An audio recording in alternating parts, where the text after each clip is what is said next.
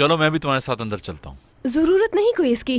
बाबा की तबीयत खराब है तुम्हारे, मैं शायद तुम्हारी कुछ मदद कर सकूं। नहीं, इसकी जरूरत नहीं होगी। वैसे मुझे नहीं लगता कि बाबा की तबीयत ज्यादा खराब है।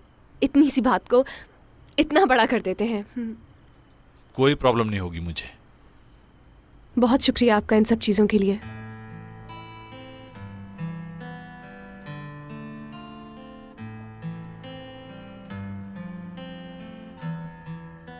चलें, ठीक है। जी बिल्कुल ठीक है। तो मैं जाऊं? जल्दी चाहिए। मेरा मतलब है कि कल मिलते हैं। वैसे आज के दिन के लिए आपका दिल से शुक्रिया अदा करना चाहती हूँ।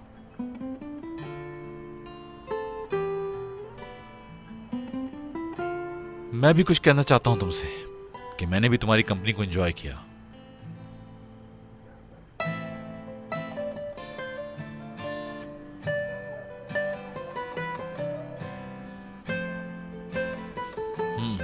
चलता हूं मैं।